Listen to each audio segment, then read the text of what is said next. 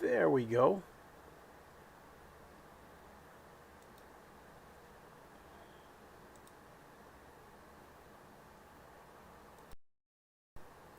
All right. This is what happens when you have way too much stuff to manage. When you're trying to stream from multiple computers and you have to go through a checklist on each one of those computers, you're bound to miss something. Stream doesn't come out, or you know, whatever. Anyway, so we're on the way. Thanks for tuning in, folks. It is the Godfather of VR, the ageless wonder, the man Lincoln Clay, and we are back with a live stream to give my first thoughts on a piece of hardware that I picked up about a week ago. And that would be the MetaQuest Pro that you see right here.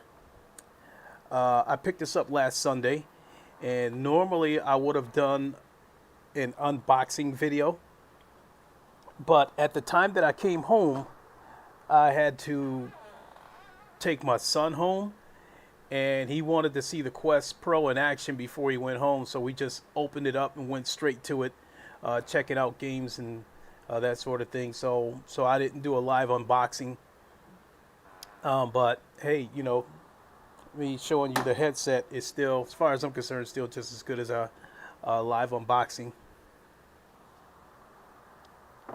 So, well, I guess I'll keep it up here with me. So once again, this is the MetaQuest Pro. Picked it up last Sunday from Best Buy. This headset retails for $1,000, or as King Thrash likes to say, $999.99. So what prompted me to buy this headset, especially when I already have 5 headsets? So for those of you who've been following me, you know that I use the HP Reverb G2 here as my go-to headset for sim racing. It is the clearest headset that I've ever had, but it has a rather small sweet spot, and although it is kind of comfortable, it does presses on your face a little bit. But more than anything, what I was looking for was another headset that would give me the clarity of the G2, but give me the FOV of the Valve Index. So it looked like the Pimax Crystal was going to fit the bill there. So I was looking to pick up one of those, but the Pimax is, I think, is just now starting to ship. And I've been reading, like, I don't know if to call it reviews, complaints, whatever you have, but it's been a lot of it. I mean, I guess this headset has been shipping incomplete, the Pimax. People have been getting the wrong cords. I guess the Pimax comes with 2 sets of lenses, a plastic and in the glass, and I guess the plastic lenses are dog shit, and I guess the glass lenses are pretty good.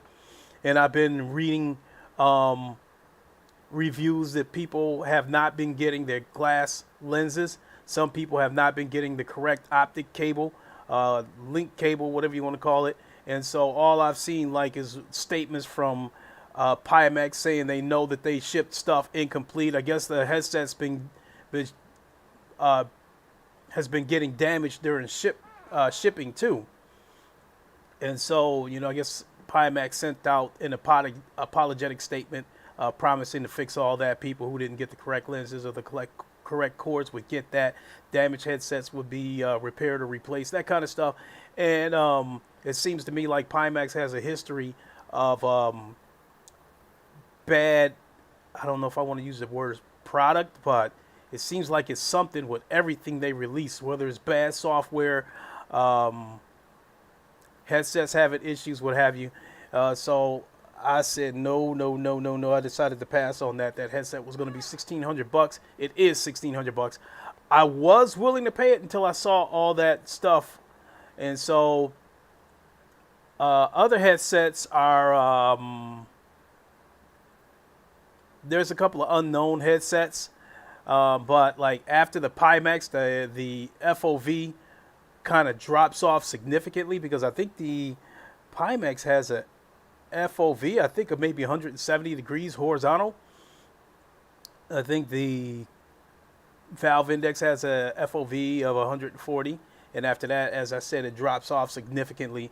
Um, I think you have the DC or DBVR, relatively unknown headset that's on being sold on Amazon. I thought about getting that, but same deal. I read on the Amazon reviews a lot of negative stuff about it, about the headset not being compatible with Steam, with a lot of Steam games, a lot of controllers not working. But it did, I think, have a 115-degree FOV, which is significantly lower than what I was looking for. But hell, anything is better than 90 degrees the way I was looking at it, because I believe the HP Reverb G2 has a FOV of 90 degrees. So and then you have the PlayStation VR back here. That's 110 degrees. And actually, the 110 degrees of the PSVR 2 is not bad at all in terms of the FOV. So I decided, hell, the FOV on the Quest Pro is 106 degrees horizontal. And I thought that the pancake lenses as well as the eye tracking could be the game changer. So what I'm going to do is switch over to the display, and we're going to go over the specs real quick of the Quest Pro. So let me find that. Display capture.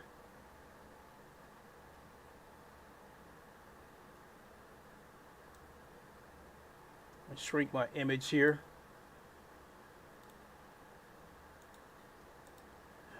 Okay, so MetaQuest Pro specs. Let's see, starting with the storage. This is 256 gigs, which is a lot of room for your Quest games, your Quest standalone games. RAM is 12 gigs, which I never really paid attention to how much RAM the Quest Pro or any headset had for that matter. But I mean, for a standalone headset, 12 RAMs sounds like quite a bit. The processor is a Snapdragon XR2 Plus, which I had saw some videos where they were saying that is supposed to give you 50% more power than the Oculus Quest 2. Optics, the cameras, I find that, it says right here, it says 3 times cameras. I find that to be, what's the word I'm looking for? I find that to be confusing. To put it in simple terms, this headset, along with the controllers, has a total of 15 cameras. The headset itself has 5 cameras in the front. You see, oh, you know what?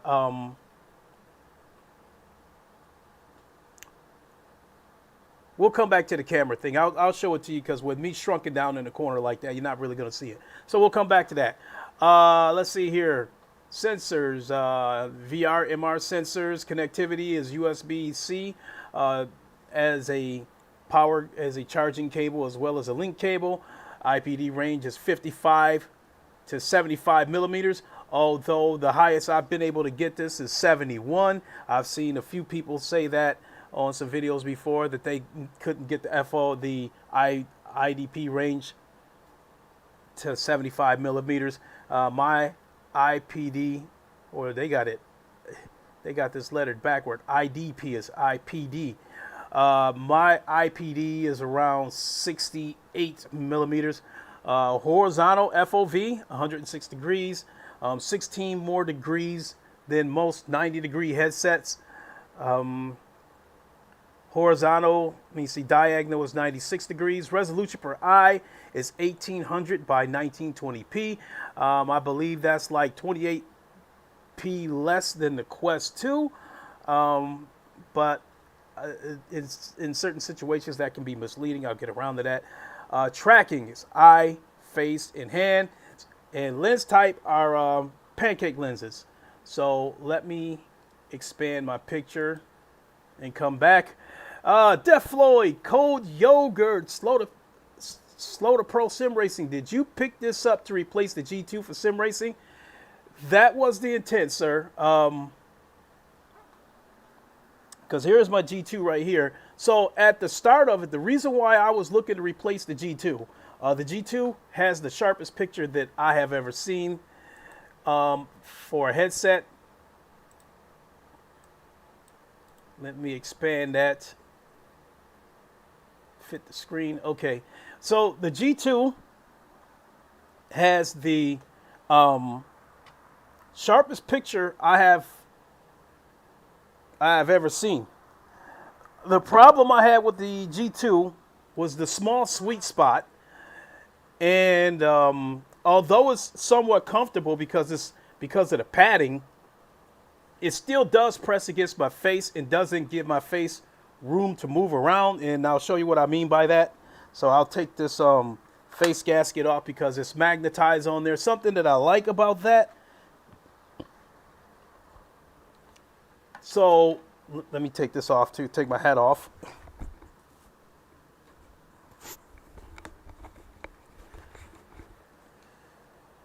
So right here, you know what? I'll be better suited to put my glasses back on to make my point. So right there, let me get up close. This face mask, it presses against my face. And then like my eyebrows right here, I'm the type of person that when I'm looking at something in the distance, I'll kind of like, try to dial in and shift and squint a little bit to focus in on what I'm looking at. And so it doesn't leave me much room to move my eyebrows around. And then the other thing that I was finding that was leading me towards getting prescription lenses for this headset was that something about this pad, it presses right up against your face, and it was pushing my glasses right up against my eyelashes, which shouldn't sound like a big deal, but it is, because my eyelashes, every time I blinked, it would streak oils across the lenses, and then that's why you would see me like every few minutes I would take this headset off and clean the glasses off. So that's not the case with the G2. There's a tricky way that you have to put the G2 on. So let me put my hat back on. So looks like scuba there.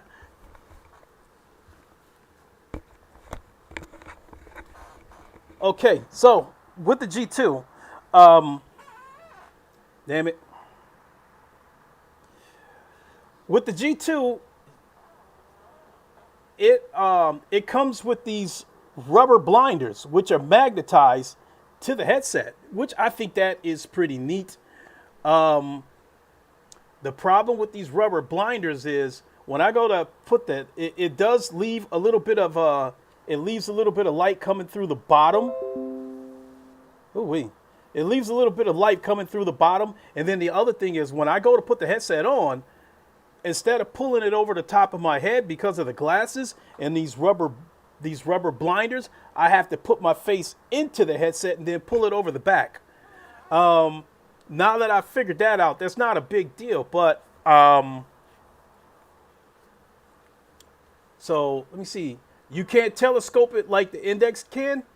Yes, I'm glad you mentioned that. It does have IPD, the interpupillary distance adjustment, which is kind of shitty because it works the same way the Quest does, because there's no switch to move the lenses in or out. You do it with your hands. As you can see right there, I'm having to move the lenses with my hands. Hold on, let me turn this on. So I have to move the lenses with my hands to come a little bit closer. So yeah, that sucks right there that I have to move it like that. But yes, there is a depth sensor. This dial right here allows this part of the lens to slide forward or backwards, bringing the lenses closer to my face. And it can get pretty close to my face without touching the glasses. So that is a plus. So let's talk about the, I guess there is a separate blinder that you can buy that shuts out all light, but it's separate. At first, the light that comes through the bottom, because of the way these blinders are made, They only stop right here instead of going all the way across. The light that was coming in, it bothered me at first, but I got used to it. Index has right side knob to telescope like PSVR 2.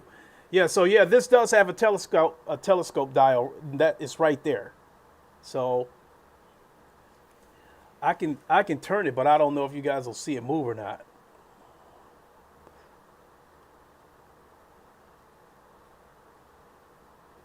You may notice the rubber crown up here. You may have seen that slide inwards, and I'll see if I can get it. Yeah, so you might see it coming back out slowly but surely coming back out. So yes, it does have a slide knob. That it does have a telescopic feature. Let me see here. It has a rubber crown right here.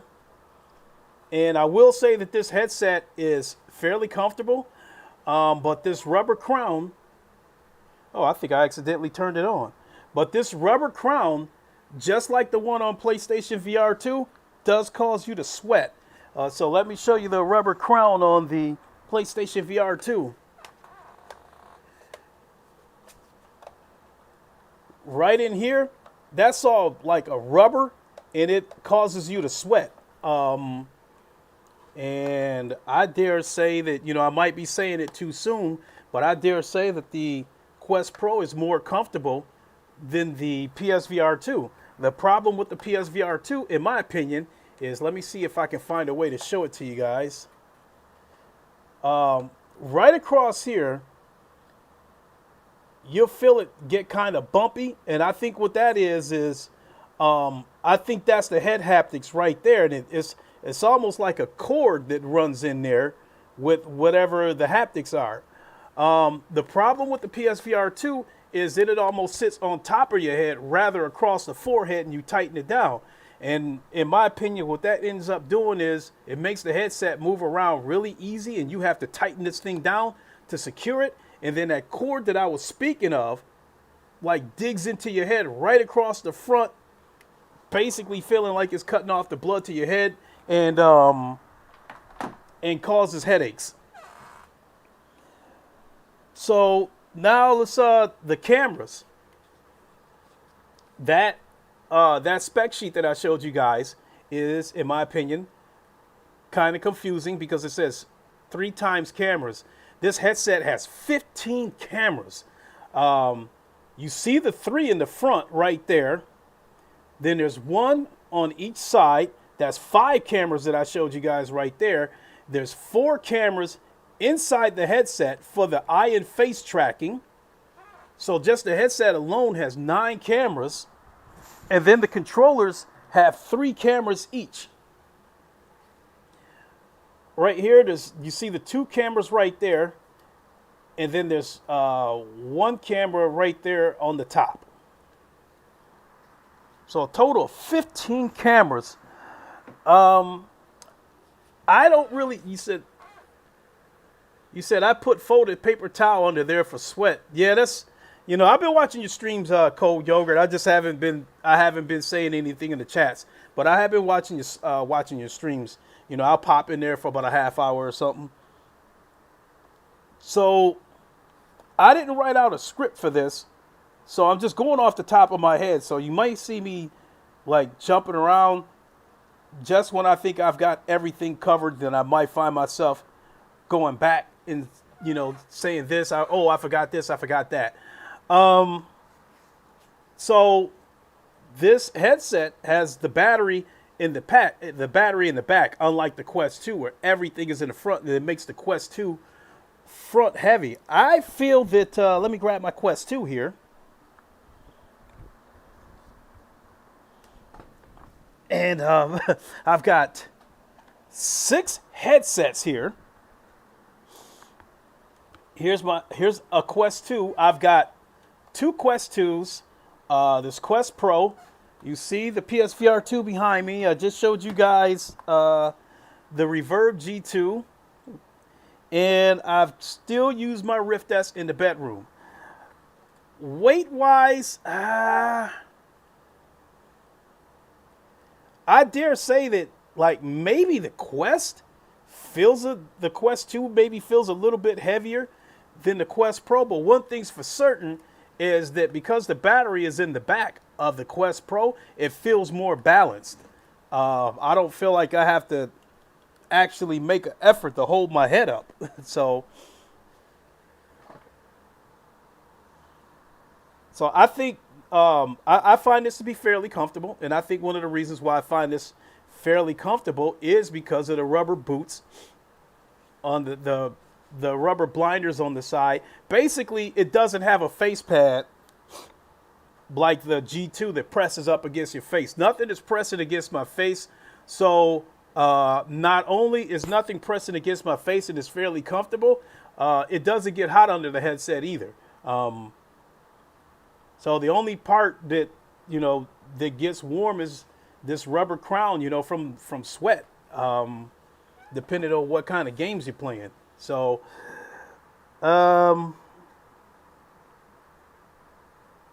let's see here. Let's talk about the pancake lenses, and I think we're going to start getting into the stuff that you guys might want to hear. The pancake lenses, I guess they're supposed to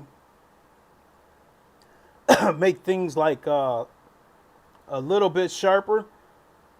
The one thing I will say is don't be sold on the shit from these videos you might see where they make it seem like these pancake lenses are going to make something to 720p look like 4K. It don't work like that. Even though these are pancake lenses and they do help. Is it brighter than the PSVR 2? Whoo! I really have to think about that one because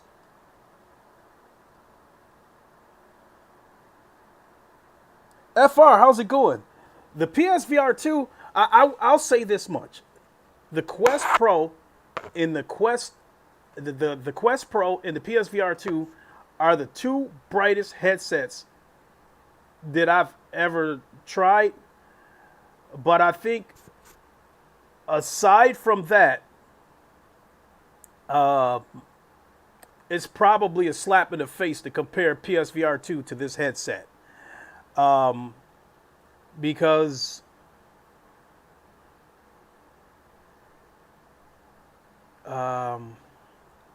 gosh, how do I say this? Both of these headsets are bright. But when it comes to PC VR versus PSVR 2, it's no contest as far as the sharpness goes. It's not even close. The PSVR 2, that's going to be a conversation for another day because that's something that I want to talk about. Cold Yogurt, I can't stand the screen door or mirror in Red Matter 2 or on headset. Now, I will oh boy. So I'm going to quickly say this about PSVR 2 and then I'm going to get back to this. I plan to finally talk about how I feel about PSVR 2 because a situation that I feel has been a problem since day one. I feel like some people may have been turning a blind eye to it, and that's the reprojection, the 160 frames reprojection, because it leads to blur, ghost trailing, and Brian Paul of PSVR 2 finally stood up. I'm not going to say finally, but he was the one that stood up and said something about it, and he's the face of PSVR 2. So if he can stand up and say something about it, I can say something about it because some of the shit that I see going around on Twitter, it's almost like some people are towing the company line. No headset is perfect, but the amount of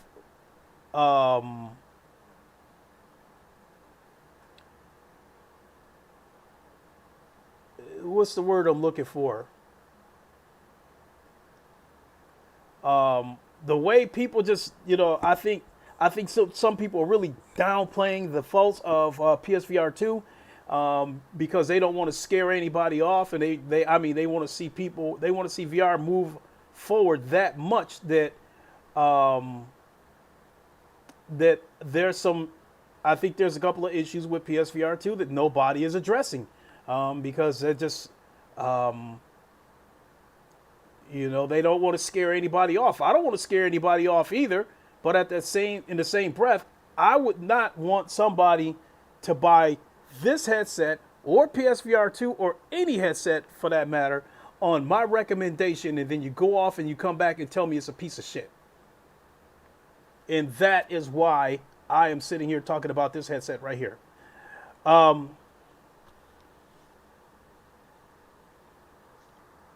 So let's talk about the comparisons that I saw. We'll start with Quest Pro versus Quest 2 as a standalone headset. When you put this headset on, the first thing you noticed when you go into your home environments is the dashboard of the Quest Pro is definitely brighter, and the picture is definitely sharper. Now, unfortunately, the screen door in this headset does show up a little bit. And it's a little more profound in text. White text letters, will have black micro dots in it, that looks like screen door. But the picture is still incredibly sharp. So don't be off-putting by that. So yeah, when you put this headset on, the dashboard is sharper and the colors are definitely brighter. The colors are more brighter than the Quest 2, and I think that's got something to do with the nit or something. I don't know how many nits this have. I don't get that technical and all that kind of stuff. But that's where it ends as far as Quest Pro versus Quest 2. I've gone back and forth trying the same games on Quest 2 and Quest Pro, and using Poker Stars as the example, I saw absolutely no difference between Quest 2 and Quest Pro. Even with the colors did not seem brighter. The picture did not seem sharper. It seemed like the exact Quest 2 version. So I don't know if that came down to the devs not, giving it an extra coat of paint for the Quest Pro. I don't know if it came down to that, but all the games that I've tried so far, Poker Stars, Alvo, NFL Pro Era,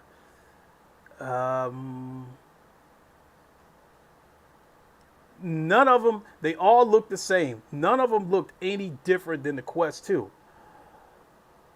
So that's one thing that's unfortunate about this. And that's really all to it. Other than the brighter dashboard and the sharper dashboard, even in your home environment, the rest of the home environment has soft edges and damn near borderline blurry, just like the Quest 2. So what I'm trying to say is I don't think people have I don't think people, devs, whoever, have optimized their games for the Quest 2, even though the Quest Pro, even though it supposedly got 50% more power because of the XR2 Plus chip. I guess it's still a Gen 1 chip, but I guess it's XR2 Plus. So no, there hasn't been a Quest 2 game where I went back and forth between this and the Quest 2 and saw a difference. I saw no difference whatsoever, and they basically ran the same too. Some of the Quest games were a little bit janky on the Pro. So, as far as I'm concerned, other than the dashboard and the brighter colors of the dashboard, this is a Quest 2. It's not an upgrade. As I said, the picture doesn't look any different. The picture doesn't seem to be any sharper. The colors doesn't seem to be any brighter. Even with these pancake lenses, it doesn't make a difference. How's the 3D overlap? Is it one image of two, or one lens panel like Quest 2? Now, I think this is one area where it does make a difference. This has two LED panels, whereas the Quest 2 has one LED panel, and I think that is one of the contributing factors as to why this headset is a little bit brighter than the Quest 2. The FOV, I found that the FOV of this headset is about the same as PSVR 2. The binocular overlap is less profound than headsets that are 90 degrees, like my Rift S or like the G2, which I think horizontally, I think is either 90 or 96 degrees FOV. So let's move on to Quest Pro as a PC VR headset. This is where it shines.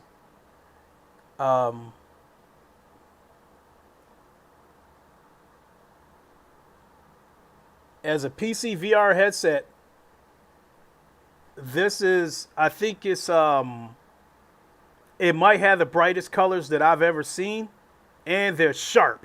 And that's what I was trying to hold off saying between this and the PSVR 2. I can't say which is brighter, this or the PSVR 2, but I can definitely say that as a PC VR headset, the PSVR 2 isn't even close to this. I think the Quest 2, in terms of the sharpness, is not all that good. And I think that PSVR 2 is just barely better than the Quest 2 in terms of sharpness. But this, as a PC VR headset, if you have a PC that can push it, the sharpness and the brightness is incredible.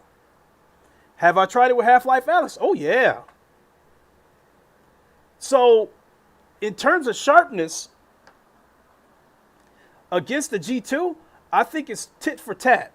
There was a couple of games where I found the G2 to be sharper, and then there were games where I found this to be sharper. But one thing is undeniable, that across the board, this headset had the brighter colors. And so the colors had more pop.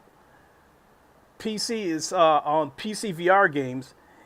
And I think visually, the G2 has like a clean, smooth look to it, whereas the look in this headset is more 3D than the G2, if that makes sense.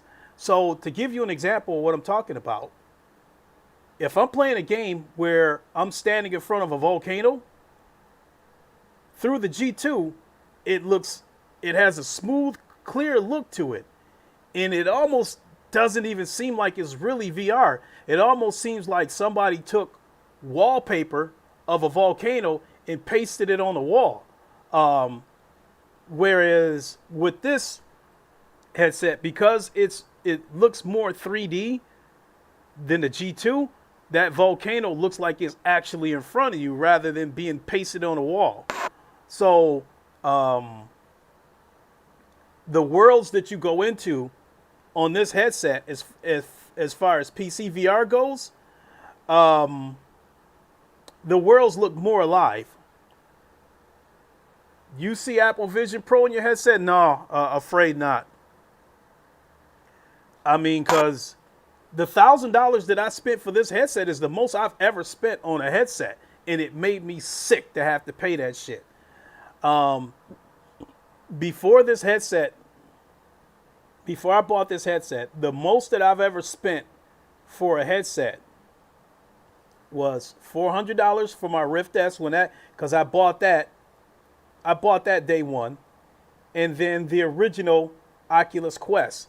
I bought that about a month after it came out. That launched for $400 as well. That is the most I've ever paid for a headset. When the Quest 2s first launched, I bought the 64 gigs. I bought two of those. Actually, I bought three, two for me and one for my son, and they retailed for $300 at the time.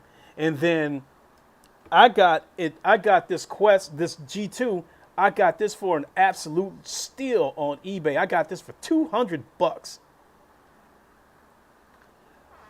So, so yeah, visually, the world looks more alive through this headset because it looks more 3D. The colors have more pop, and but I think one of the faults of the brightness of this headset is sometimes you might come across a scene where the really bright shit might bleed out on to some dark shit, to some dark colors, and it almost gives like a smudgy look to it, but that's only in the background, like in the distance. I'm talking about with my sim racing games. Whereas this headset does seem to have a little bit more aliasing. I'm talking about shimmering edges, whereas the G2 doesn't seem to have it as much. So therefore, the microfine details and stuff that's in the far distance look a little bit better on the G2 because it's not glittery with that all that aliasing and shit. This, but this doesn't do it across every game. I just saw it on a couple of games. There are some games that like I saw that was like unbelievably sharp. Half-Life Alyx, Onward, Contractors, Pavlov, just to name a few. So so again, it's kind of tit for tat. Which had the sharper picture between this and G2. Now, the other thing that's undeniable about this headset is the sweet spot.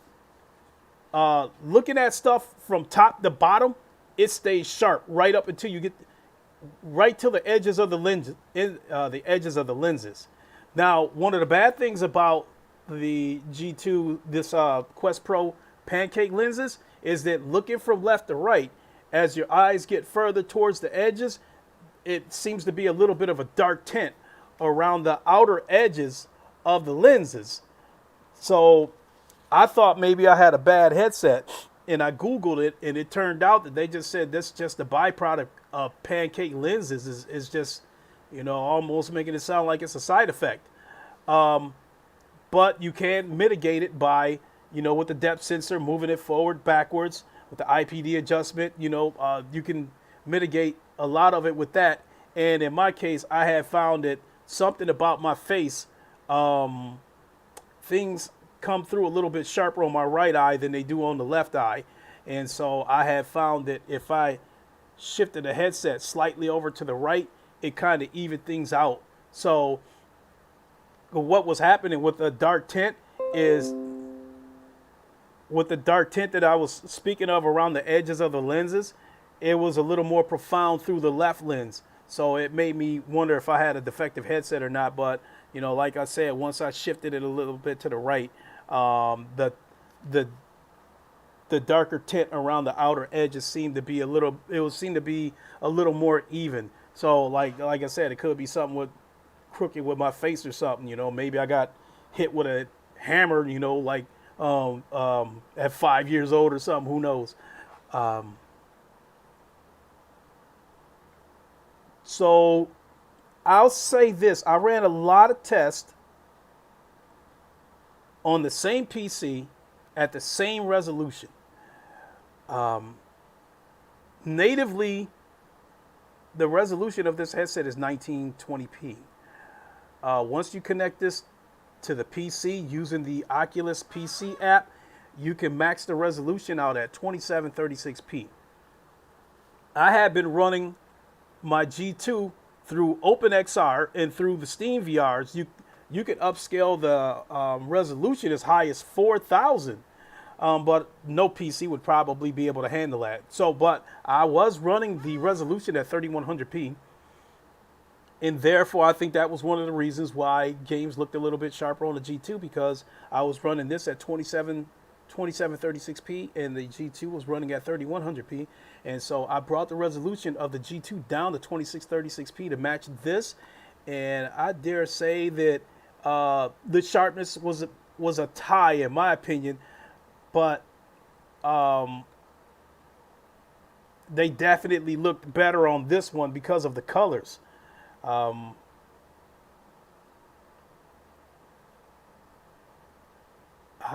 do I say it? the reds on here are like super super rich.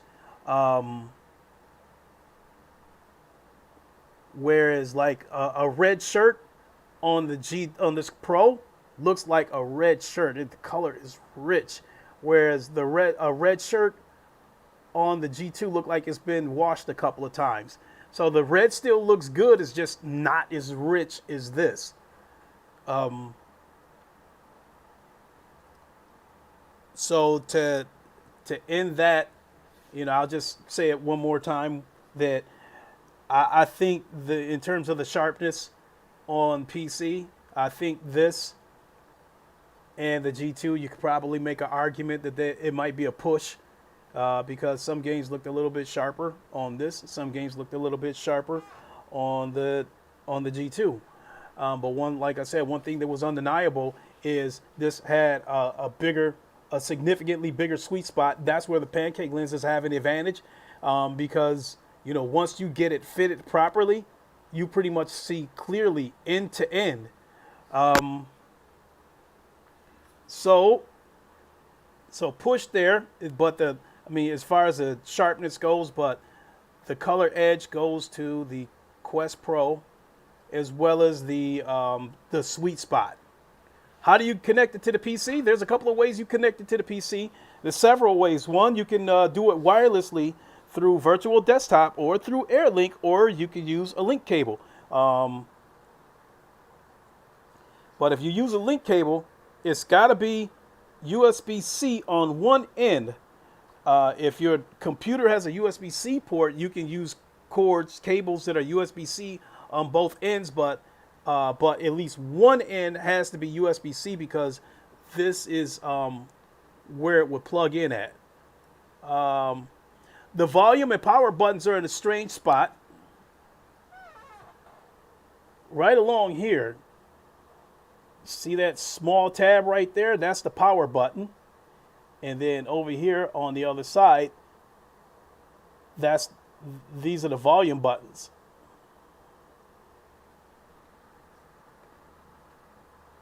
So, audio, the audio. Oh boy. I think in terms of how loud they are, I think the audio are about the same between this and the G2. But I think the nature of the G2 audio gives it a little bit more bass. You see these speakers on the G2 on the outside of the headphones. I think they have a little bit more bass. How's the tracking on Beat Saber? I have not tried Beat Saber yet with this. But I guess while we're on the subject of tracking, I will talk about one of the annoyances that I found. And I think for the most part, the tracking is pretty good. But sometimes when you take the headset off, the headset seems to desync with the controllers, and then once you put the headset back on, my hands in real life might be here, but my virtual hands might be over here, and sometimes it takes a second for it to close back in and sync with my real hand. So I think that could be a little bit of an annoyance. A lot of games where you have the ability to point, in most games you would you would squeeze both the grip button right here and the trigger to make a fist. And if you release the trigger, it'll point. If you release the grip button, then the entire hand opens. And if you take your thumb off of that, then the thumb will pop out and you have a full hand. Now, what I found with VR chat, they are utilizing the cameras, and it's actually, I don't think that's all necessarily a good thing, because what happened is I'll squeeze the entire trigger. I got a fist. I'll release the trigger, but the finger doesn't come out. The reason why is because the finger has to be picked up by the cameras instead of releasing the trigger like a lot of other games do. So whenever I want to point, I have to run my fingers across, kind of run it across the vision of the cameras. So instead of releasing like this, I kind of got to go upward and then point out and then the actual hand to point. So, but I think other than little annoyances like that, but I think that's an isolated situation with VR chat. The other games where they still utilize triggers to point is perfect. You release it, it points, exactly like, one to one. So that's just an isolated thing with VR chat. But for the most part, I think the tracking is pretty damn good. I can make Spidey give the finger with the knuckles. Yeah, I've seen a lot of people doing that with the Knuckles controller. That was one of the reasons why people love the Knuckles controller so much, because you can mimic any real life hand gestures because of the sensors within the Knuckles controllers. So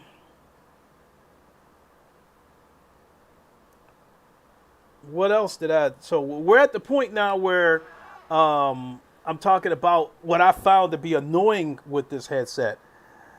Originally, I was going to title this "The Good, the Bad, and the Ugly," but this really not ugly anymore. The part that I thought was ugly, I think is just an isolated incident with my computer.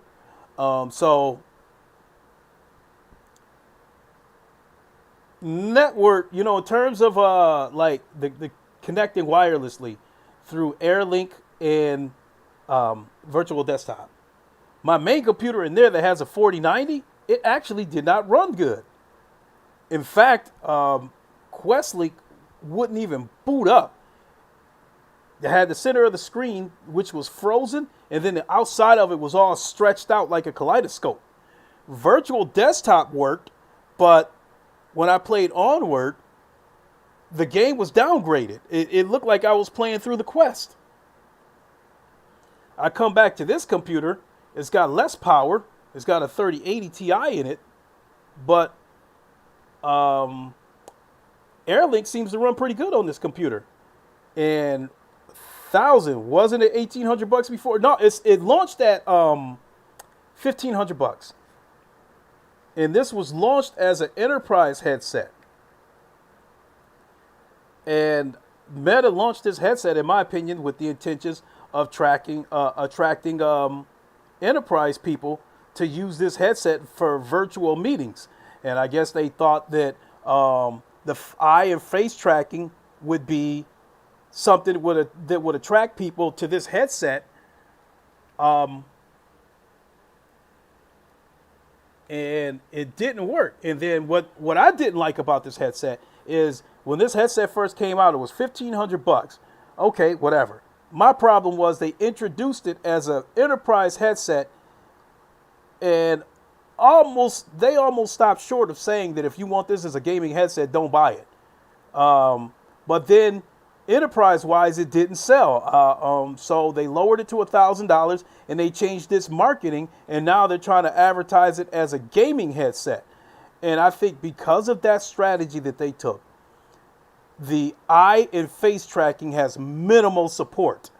On PC VR, we'll start with Quest. On Quest standalone, the only games that I found so far that support face and eye tracking would be PokerStars VR. This headset is capable of gaze tracking foveated rendering. And as far as the Quest standalone goes, I think Red Matter 2 is the only game that takes advantage of it. But I haven't tried it. I'm not going to spend another $30. Red Matter 2 is a really gorgeous looking game on PSVR 2. It looks so gorgeous that I didn't even bother buying the PC version because I figured it's only going to just barely look better than PSVR 2. And for as great as that game is, it's kind of slow moving. So I don't really feel like going through all that shit again. Wherever I'm at on PSVR 2, that's where I'm going to finish the game at. And that's where I'm going to, so I'll be finishing that game on PSVR 2. I don't see any point in buying it on the Quest or PC. But the eye and face tracking on PC is non-existent. There's no games that take advantage of it natively. And there's really a fucked up catch there's really a fucked up catch to it, and that's one of the bad to ugly things. So face and eye tracking, I will say that on PokerStars VR, the face and the eye tracking is actually pretty cool. Yeah, just a second.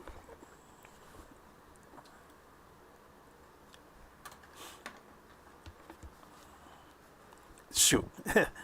I have to take my glasses off for a second. The reason why is because with the eye and face tracking, the face tracking actually tracks your eyebrows. So when I was moving my eyebrows up and down like that, and it was actually picking it up.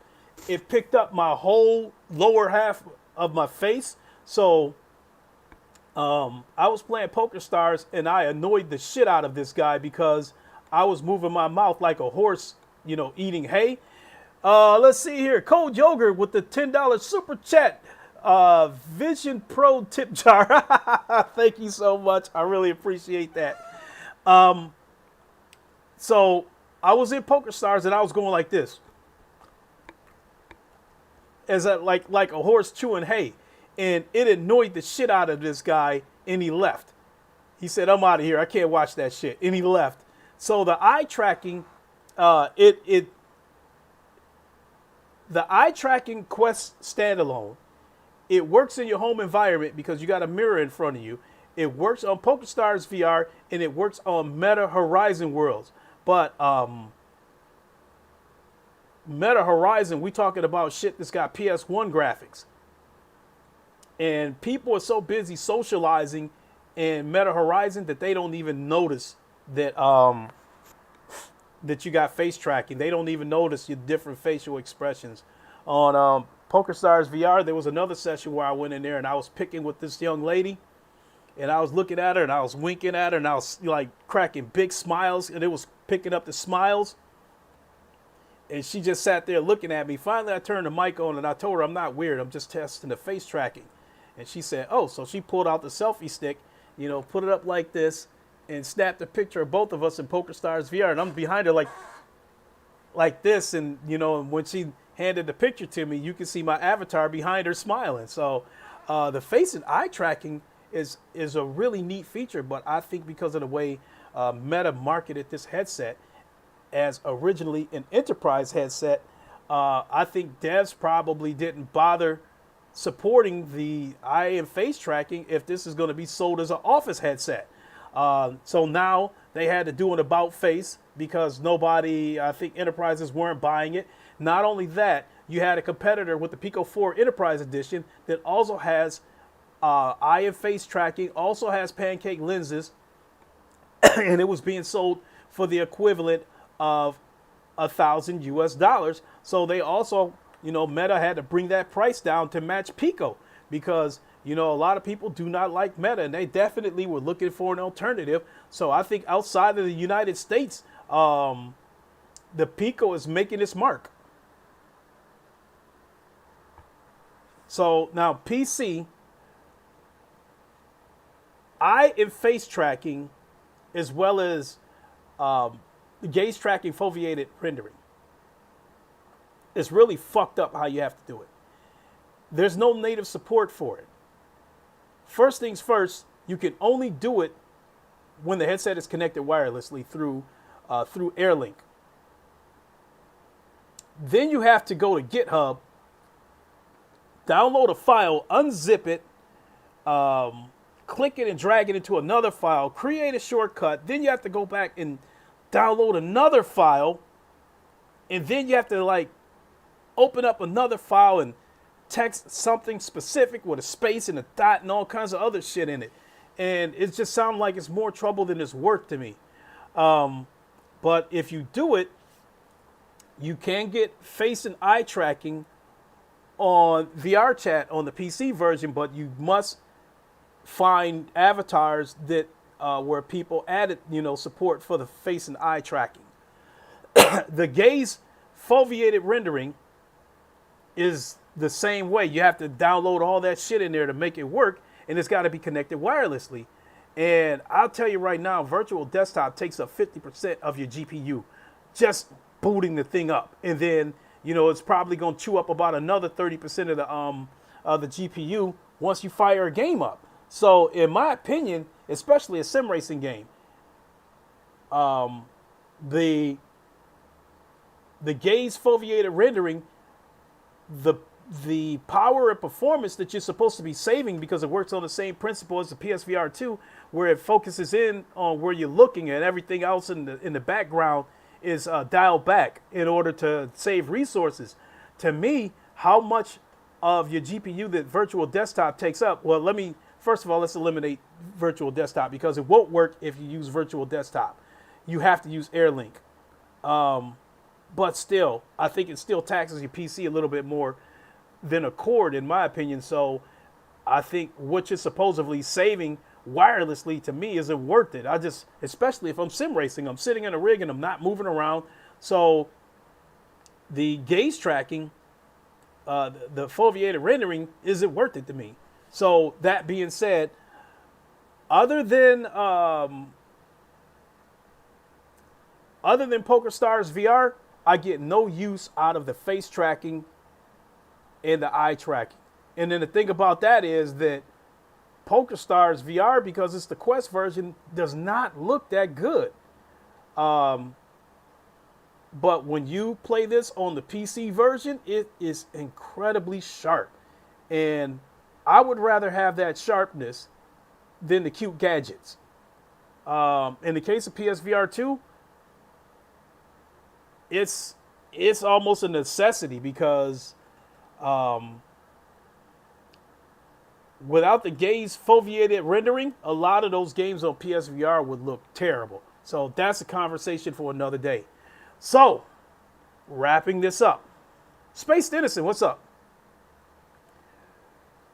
Is this worth the $1,000?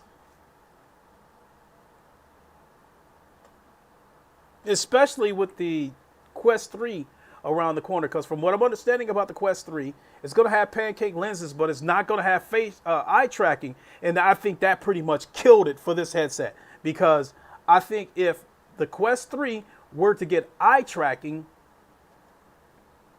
then the devs would get the work, redoing their games to support eye tracking, especially the social apps. But I think because the Quest 3 will not have eye tracking, they're not going to come back and add eye tracking for the few thousands of these headsets that might be out in the wild. But, the Quest 3 is probably going to sell in the millions over the years. Whatever pace this headset is on, I think it's going to come to a screeching halt once the Quest 3 comes out.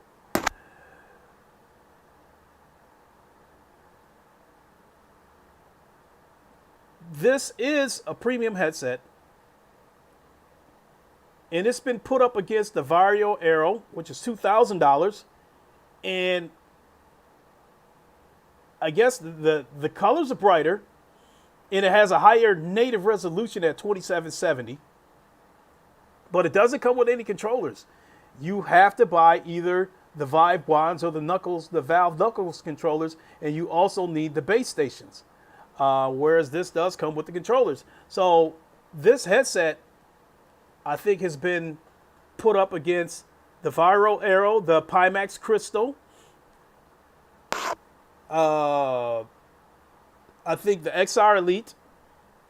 That was another reason why Meta had to lower the price of this, because the XR Elite was selling for $1,100.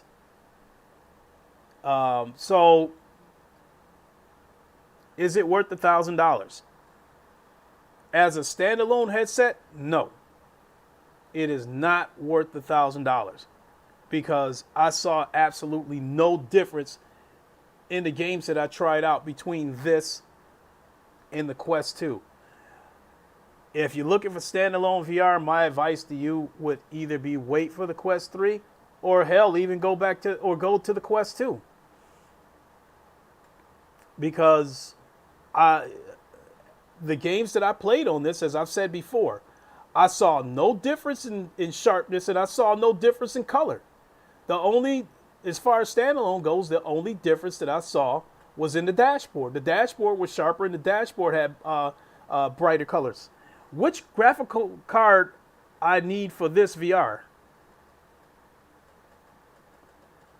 I've tried it out. Like, I've got 3 PCs, FR. The one I'm sitting at right now has a 3080 Ti. My sim racing PC has a 4090, and then my streaming PC has a 3070 Ti in it. I have not tried it on my streaming PC yet, but I'd imagine it can handle it. But right now, on this PC right here, using this as a PC VR headset, I'm running the resolution maxed out at 2736p at 72 hertz. It runs good. That being said, I think a 3080 Ti would be a safe bet for you. Now the 4090, I got it maxed out 2736p at 90 hertz. I haven't even tried to take it up to 120 hertz because I don't see the need to do it, because to me 90 FPS is the threshold when it comes to sim racing games. In order to get a smooth experience, any headset must be able to maintain 90 frames per second, especially going around corners. If you're at 90 frames per second and it drops to 73, you're going to see that dip.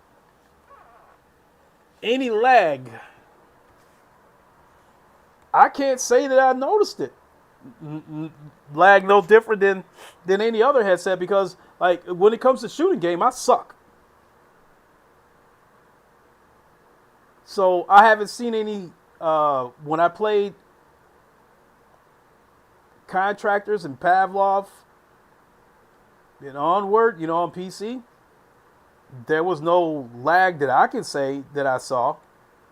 Hell, even with Questlink, the latency wasn't bad at all. I still think a cord is a little bit faster. But if you wanted to use this headset with Airlink, I think it's a case-by-case basis. A lot of it comes down to what kind of router you got.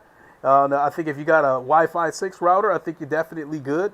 But a 5 gigahertz router is still good. So even using Questlink, I will say that using Airlink, when I first booted it up, it was janky. But it seemed like after a few minutes, it kind of settled in, and then it ran pretty good. The picture was sharp, and I'm still running it at 2736p. I'm still got the resolution maxed out, and it ran pretty good. I even though I had it set at 72 hertz. So yeah, it's I think for this headset, a 3080 Ti would be sufficient.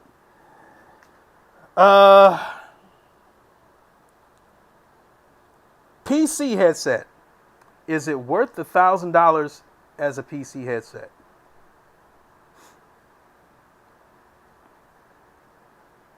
But once again, putting it against the G2, the sharpness again was tit for tat.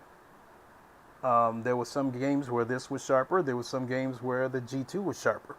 But one thing was undeniable was that the colors had more pop on this headset. The worlds look more alive and look more real on this headset. And this headset definitely has a bigger sweet spot. With the G2, that sweet spot, if you look, the sweet spot might be like this. The sweet spot might be like this. Once you get this fitted on right, basically the entire pancake lens is damn near a sweet spot. Everything is sharp until you get to the very end, and it's still sharp. It's just because you've reached the end of the lenses, it might pull a little bit. Text and shit like that might pull a little bit and like have a slight fishbowl to it. But I mean, you would almost have to reach that point. You would almost have to turn your eyes and try to look out your fucking ear to get to that. Do you have the light blockers? The light blockers that came with it, yes, I have that. See, these are the light blockers. and they're magnetic, which I do like about that. These are the light blockers. They're magnetic. The one thing I don't like about the light blockers is it doesn't cover across the bottom. So there's still a lot of light. Well, I'm not going to say a lot of light. It depends on how you position the headset. In my case, I think it's got something to do with the position of my eyes, the shape of my head, all that kind of shit. I have to raise the headset up a little bit to find that sweet spot where everything is just like razor sharp. And I do notice a little bit of light coming in through the bottom.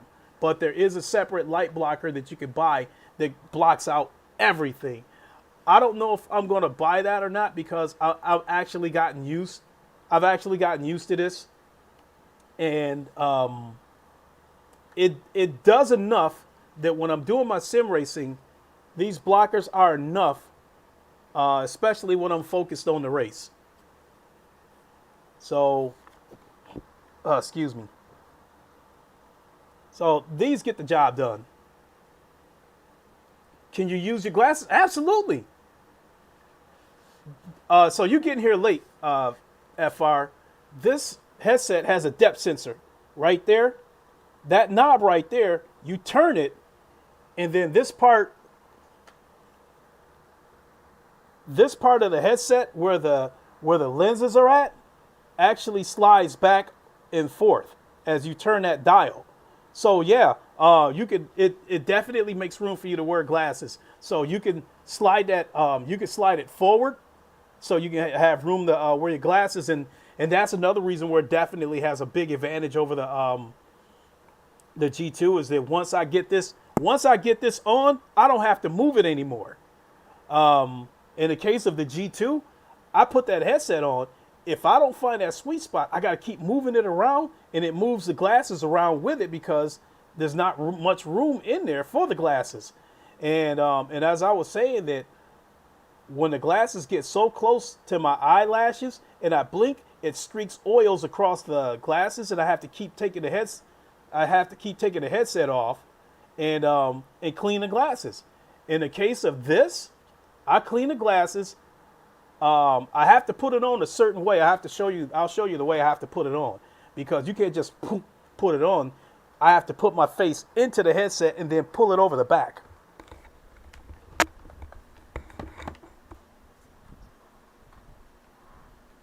So if you can still hear me, this dial in the back right here, I have to turn it and extend the back of the headset all the way out.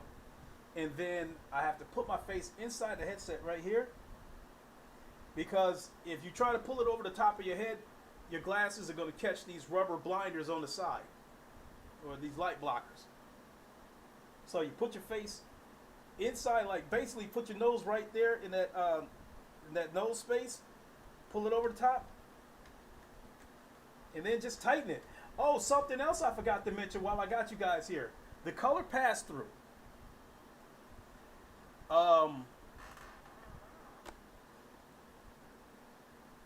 The colors are here. Let me put this on for a second, because I don't know if you guys can still hear me or not. The color pass through. I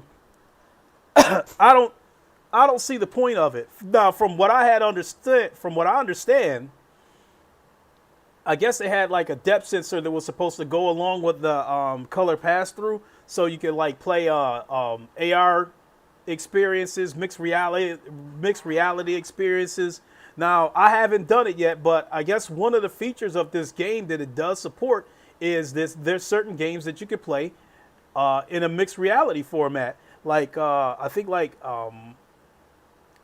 VR chat, I think the Quest version of it, or I don't know which version it is, but you can have all your friends. I can have them all sitting in this living room as if they're actually here.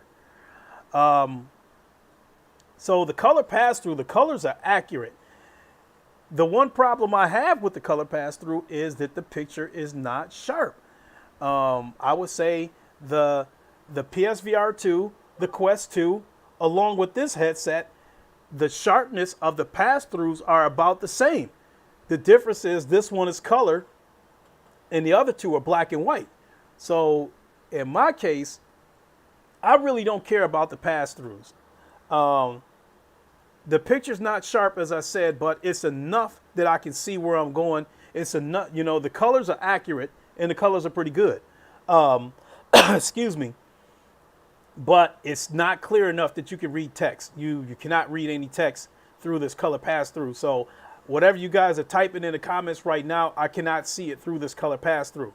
I saw the chat move a couple of times, but I couldn't see what was being said unless I get up here and FR said, I am an old man. And I think it looked like a smiley face because it's so bright, and said, great. And then Cold Yogurt, you said Demio. So yeah, Demio is another one where you can use the mixed reality features of it. So I guess this headset does a lot of shit. It's just I only want it for the VR part of it.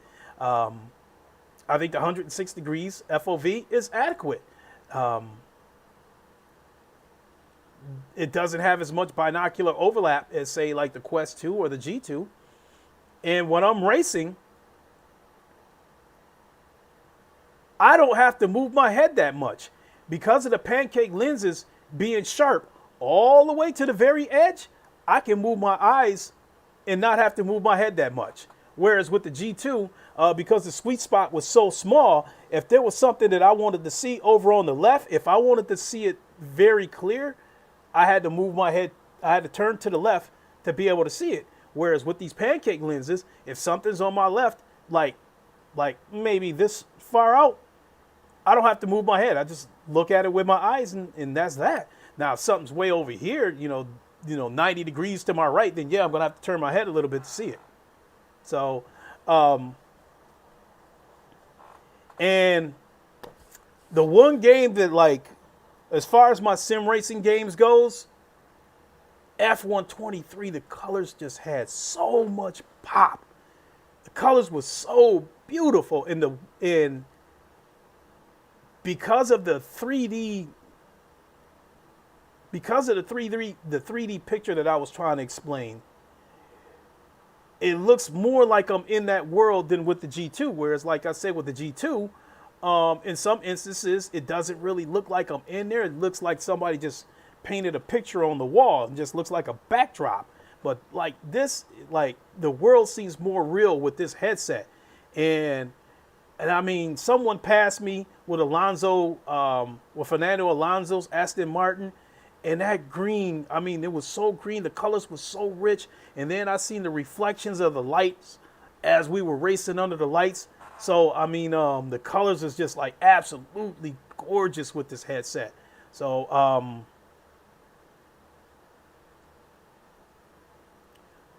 let me take this off. So I will say that I'm going to keep this headset. At first, the first day I tried it out, I was like, as a Quest headset, fuck no, I'm not keeping this. And then I was like, as a PC headset, originally I felt like the advantages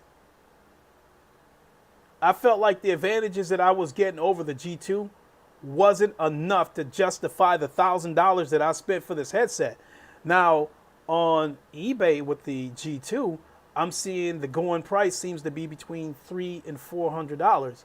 So, as a standalone headset, no, I cannot recommend this headset as a standalone headset unless you just simply want it. As a PC VR headset with those rich colors, and I feel the sharpness is on par with the G2. It's like I said, it's tit for tat. But the colors in the sweet spot is where this headset has the advantage with those pancake lenses. So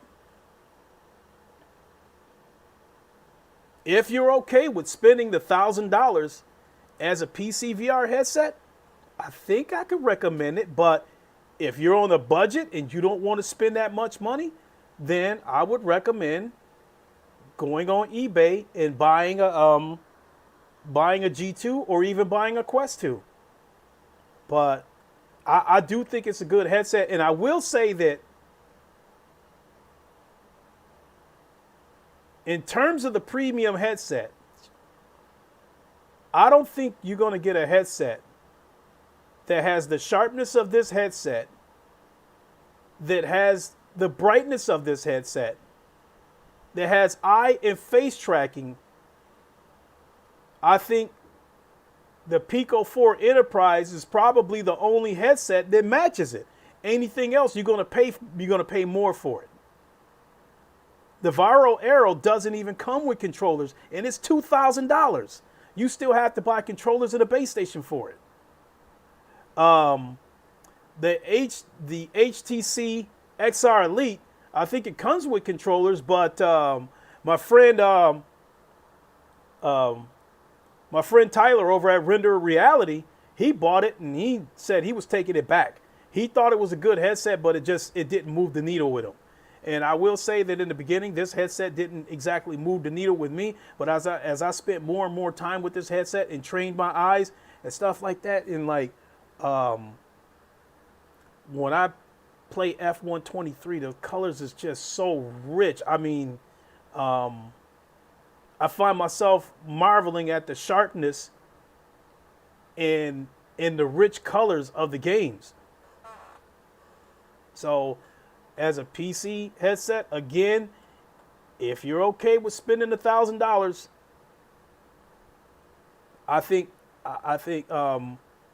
I'll put it this way: like if you're willing to spend $1,000 for the Pico 4 Enterprise, I think you can spend $1,000 for this, because it seems to me like they pretty much have identical features, identical. I don't know about the resolution on the Pico 4. I think it might be around the same, give or take a few pixels. They both have eye and face tracking, so I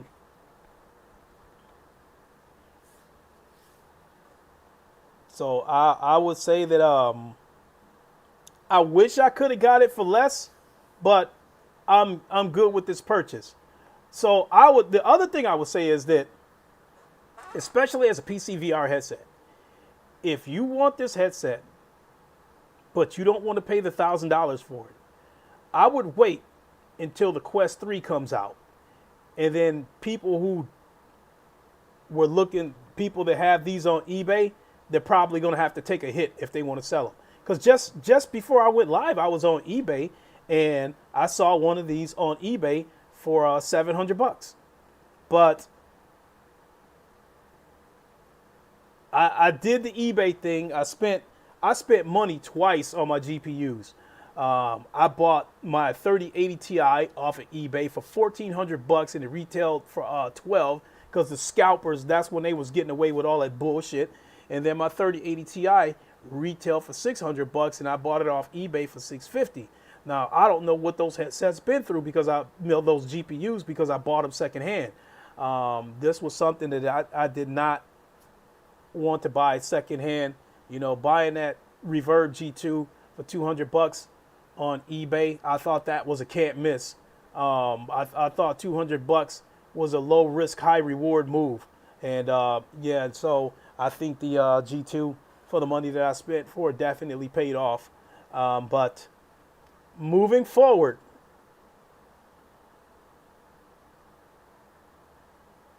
as far as like F123, this is definitely going to be my go-to headset. As far as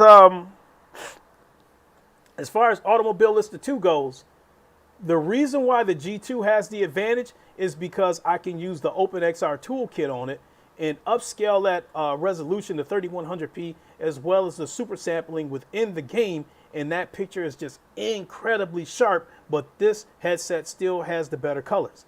So once I figure out like the OpenXR toolkit for this headset, it works on a couple of games. It does. I have not been able to get it to work on Assetto Corsa Competizione or Automobilista 2, but once I get the OpenXR toolkit working on those two games, this will be my go-to headset across the board for everything.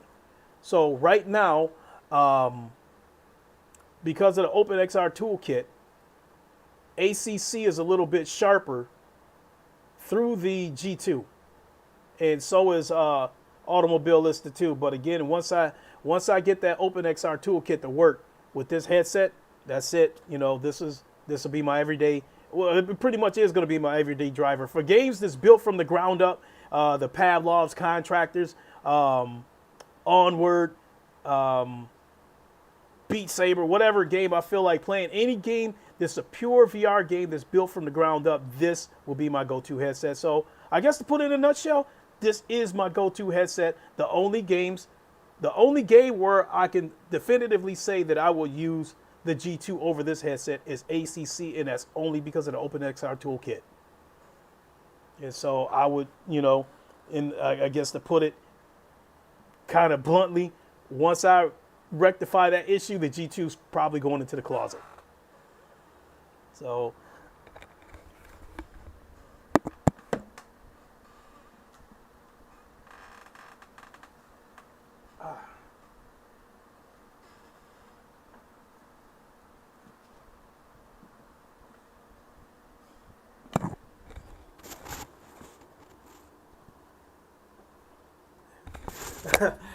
Cold Yogurt, you said, do you see Zuck when you turn it on? I'm sorry. Unfortunately not. So, before I wrap this up, I want to come back and say something about the PSVR 2.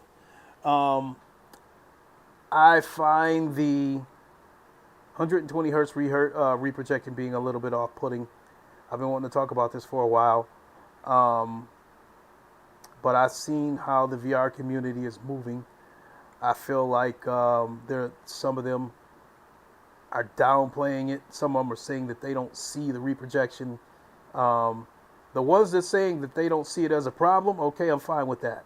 I've been doing VR since 2016, so I'm used to seeing blurs and ghost trails and that kind of shit, especially when it comes to sim racing games. But when you build a PC powerful enough and you have a premium headset and you go through said headset software and you can turn off the reprojection. In the case of Oculus, it's called asynchronous space warp. That's their term for reprojection. You can turn it off. In the case of the PSVR 2, you can't turn it off.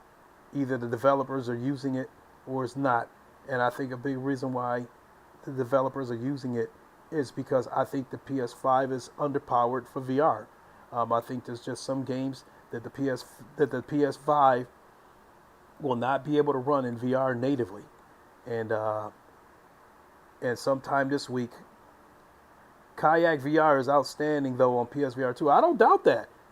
Red Matter, for those of you that see my stream, Red Matter looked amazing on PSVR 2, but that's not because of the hardware. That's because of the amazing work of the developers. If you want me to use like Pavlov and PokerStars as an example, on my PCs, the pictures is just incredibly sharp, and it doesn't matter what headset I wear. It doesn't matter whether I use the Quest Pro. It doesn't matter whether I use the G2. Hell, it doesn't even matter if I use my Oculus Rift S, a 1440p headset with known screen door. It still looks better than PSVR 2. I said it. If you have a PC that can push it. On my Rift S, bottom line is,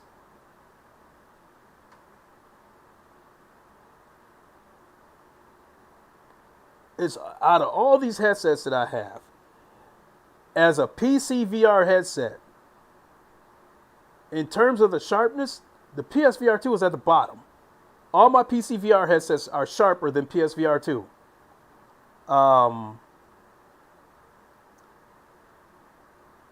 And I think that just comes down to the PS5 being underpowered. I think it doesn't have enough power to run these games at a native higher resolution. Therefore, we're getting the blur. Also, aliasing, in my opinion, is an issue with some of these games on PSVR 2. PokerStars being another one. There's one scene where a train comes through. Let me close this app because I keep getting silly notifications.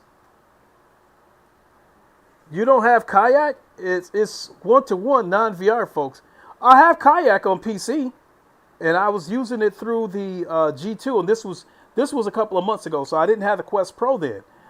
After seeing what it looks like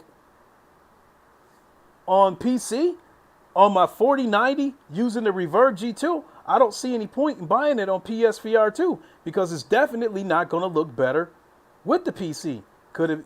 Is it 1-to-1 with PC because it's not a very demanding game? Highly possible, but it's not going to look better than the PC. It might be.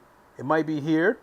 You know, the PSVR 2 might be a little bit above it, but it's. I don't see it being above it. Kayak sucks on index.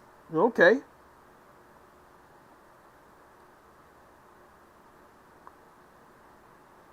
But yeah, I'll put it this way: with the in terms of the sharpness, and in terms of the aliasing,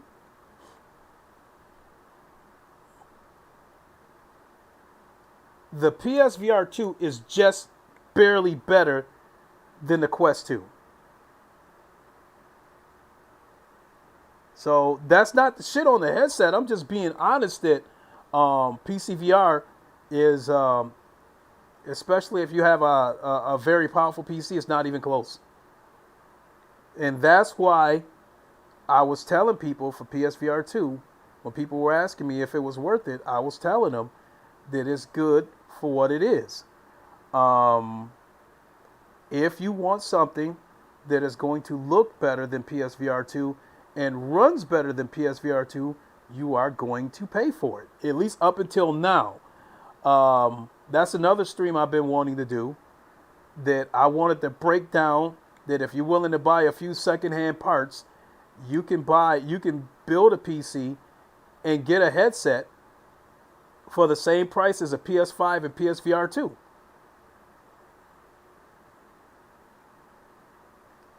So, Horizon Call It a Mountain looked like, honestly, I thought it looked like dog shit the first time I put the headset on. So did GT7.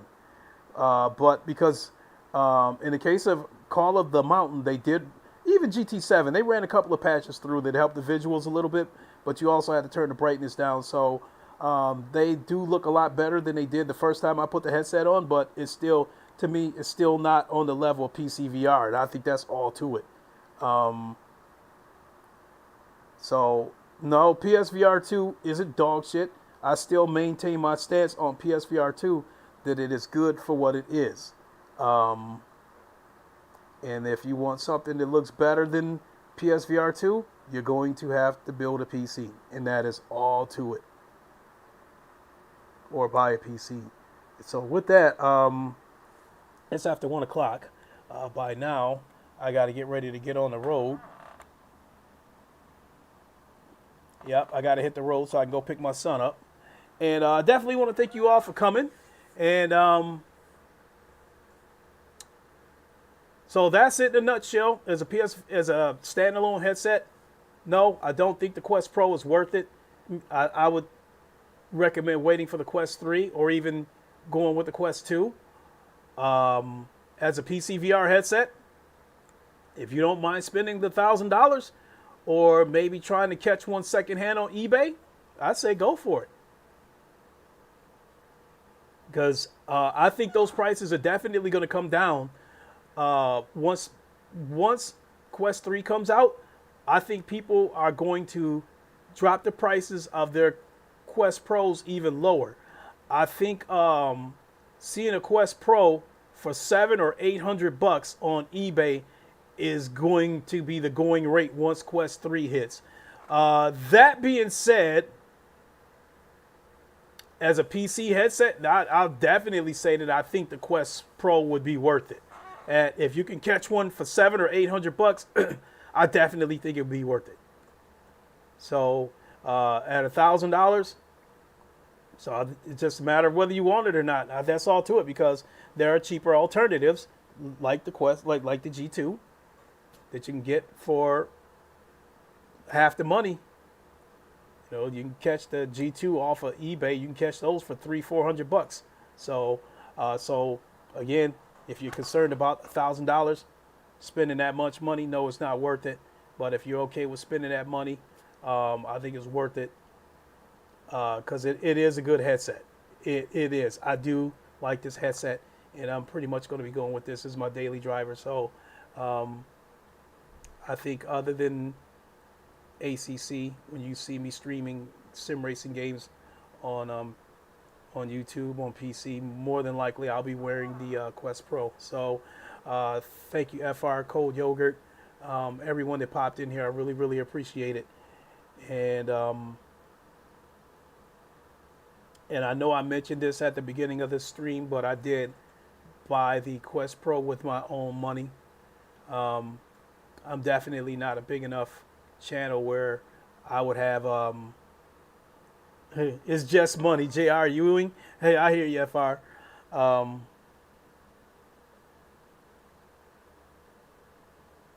and this is not a knock on anybody, but I think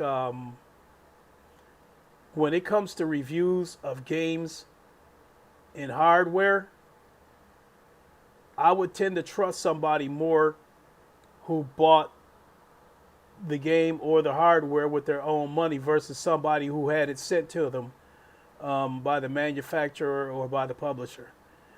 That's not to say that I don't trust any of them, but there's only a handful of them that I trust. Hold on, my son's calling. Hello? Hello? Yeah. My mom wants you to pick me up from here, and then she said she'll pick me up from your place tomorrow. Okay, I'll head out shortly. I'm just wrapping up my Quest Pro review stream, Initia's impression stream. So I'll head out of here in a few minutes. Alright. Okay.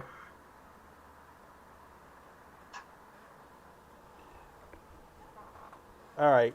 So as I was saying, that when it comes to content creators that had a headset sent to them, I only trust a handful of them. So, um,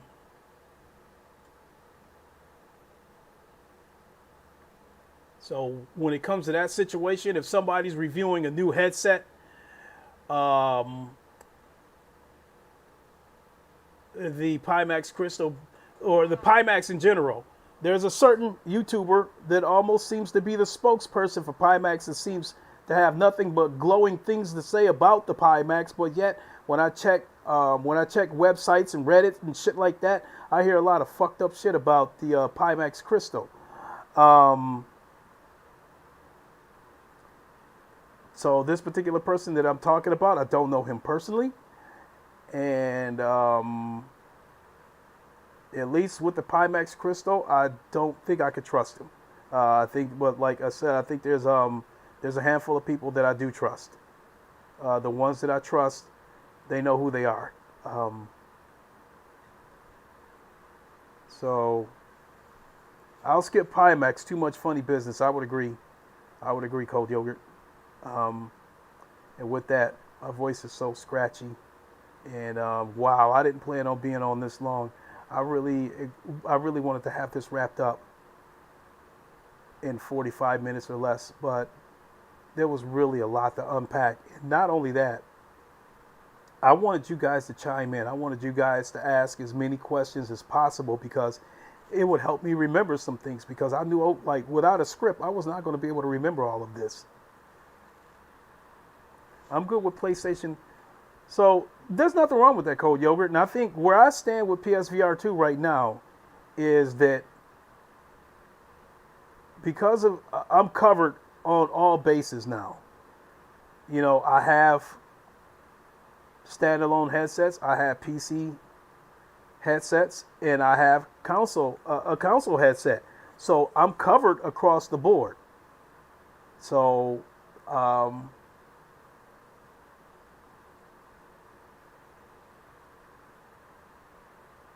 so hell, despite, if anyone that were to ask me about PSVR 2, again, this is going to be another conversation for another day. My answers, like most people will say, it all depends. It depends on whether you have a PS5, depends on whether you have a PC, depends on whether you have nothing, depends on whether you're on a budget, all that kind of stuff. Hey, Ham, how's it going, my guy? Yeah, I'm heading out in a few minutes to go pick my son up. And I've been on a lot longer than I planned. We're talking an hour and 40 minutes. But I think I covered just about everything. I don't think I left anything out. And and I feel pretty good with the recommendations that I gave. So with that, I'm going to go ahead and boogie on out of here. Um, my son, I know he wants me to keep this headset. He's gonna the pro. It looks like he's gonna do the legwork of downloading these files from GitHub so he can utilize the eye and face tracking on VR chat. That being said, once I get back, I probably won't get this Quest. I probably will not get this Quest Pro back until Monday. So if I do any streaming, I'll have to go back to the G2. And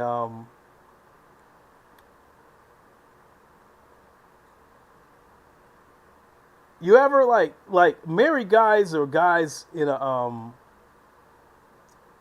serious relationship might be able to relate to what I'm talking about. You and your girlfriend got two cars. You go buy a brand new car, and she likes your new car so much that she's always wants to drive it, and then you like having to drive the old car and shit. That's kind of that's kind of what it feels like. Um, hell, the Quest Pro still has a new smell to it. It still has that new smell.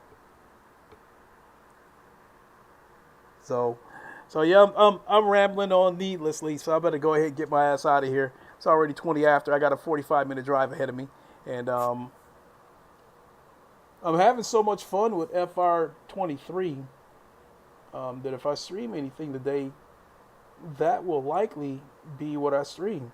I mean, at the moment, I'm enjoying FR23 more than ACC, and I'm having a lot of fun doing the co-op career with Ham. I got off to a bad start the first two races, and I came through for him. This past race, I came in third, and I think we'll probably resume our career on Monday. So definitely tune in. As Ham and I resume our career, we are going to win that damn championship this year. We are going to get that championship. Um, he has a sizable lead on me, so I will do whatever I can to help him gain more points. So definitely tune into that. With that, I'm going to go ahead and boogie on out of here, and I hope to see you all later on today on some F123 or whatever it is I decide to stream. And until then, y'all take care, and we'll see you then. Until then, you all know the line. Wakanda forever. Long live the king, and deuces. See everybody. Have a good one.